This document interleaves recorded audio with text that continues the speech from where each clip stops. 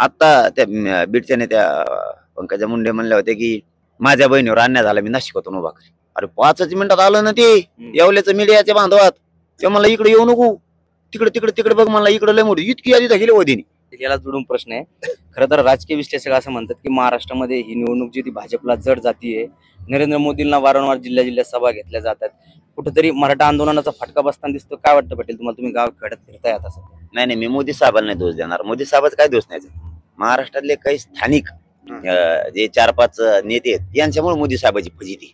खरंच ना, मी काय ते विरोधक नाही भाजपचा. असतोच ना मी मराठी विरोधक. तर 106 मराठ्यांनी त्याला आमदार गेल्यास निवडून दिले नसते. विरोधक नाही, मराठा कधीच त्यांच्या विरोधात नव्हता. पण मराठ्यांवर इतका छळ केला त्यांनी द्वेषातून, म्हणून मराठ्यांना आता त्यांना हिसकाच दाखवायचा. ही मोदी साहेबांवरती वेळीतल्या 4-5 जणांमुळे आलेली. फक्त पुढे हल्ले घडून आण आमच्यावर, खोट्या केसेस लाखो पोरावून करायला लावा, JCPवर करायला लावा, SP सारख्या मोठ्या माणसाला कोतवाला सारखं काम करायला लावलं गृहमंत्र्यांनी. हे असे माझ्यावर हल्ले घडून आणणं, खोटे काही SIT नेमणं, खोटे माझ्यावर गुन्हे दाखल करणं, हे जे एकूण झालं ना, हे मराठा त्यांना असं वाटत होतं काय गरज आहे मराठीची, काही गरज नाही, फक्त OBC मतदान पाहिजे.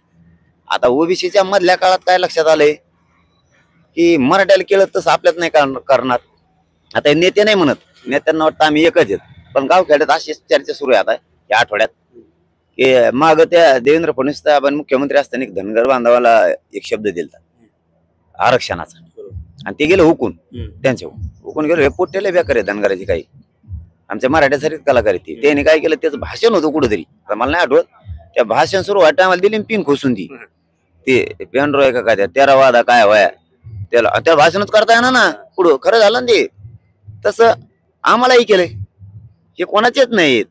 मी लय प्रामाणिकपणे सांगतो, हे कोणाचेच नाही. लेकरं मोठे करा, कशात नेते भीती. आज इकडून उभा राहायला दिसते, उद्या तिकडून उभा राहते. हे तिकडं सत्य इकडे इकडून इकडे जातील. हे कोणाचे नाहीत यार. आपल्या गरीबाचे पोरं मोठे करा. मग काय धनगर बांधव माझ्याकडून यावं म्हणून म्हणत नाही. आमच्यात दम आहे, आमचं मिळवायचं बिन खेटाय काय जे असेल त्याच्यात. पण मी खरंच तळतळीने सांगतोय की धनगर बांधव मुस्लिम बांधव तुमच्या लेकराचं कल्याण होईल यार. मी रोज सांगतो, आजच नाही, हे 60 महिने झाले मी सांगतोय. काय माझा उद्देश आहे त्याच्यात. परंतु हे यांचं काहीच खरं नाही. आता याचं एक उदाहरण सांगू का. येवल्याचं ते येडपट ते इकडे सभा घ्यायचं, त्या टायमाला धनगर बांधव लागत होते. एकदा तरी म्हणला का धनगराच्या आरक्षणाचं. आता दुसरी यातले लय महत्वाची खोडे वंजारी बांधव सुद्धा लागतो. आता त्या बीडच्या नेत्या पंकजा मुंडे म्हणल्या होत्या की माझ्या बहिणीवर अन्याय झाला, मी नाशिकातून उभा करेन. अरे 5च मिनिटात आलं ना ते येवल्याचं मीडियाच्या बांधवात. ते मला इकडे येऊ नको, तिकडे तिकडे तिकडे बघ, मला इकडे लय मोठी इतकी यादी गेली होती. इतकी यादी म्हणलं आमच्याकडेच उताडाला लोकांना. तिकडे काय आली ती का बरं. सावते काय तुम्हाला तिकडे आल्यावरती. तिचं सासर येते. तुला सभेला गर्दी करायला गोड लागत.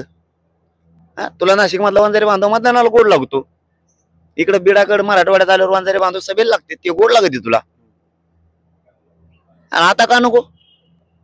म्हणजे ही धनगर बांधवांनी वंजारी बांधवांनी त्याची नीत समजून घेणं गरजेचं.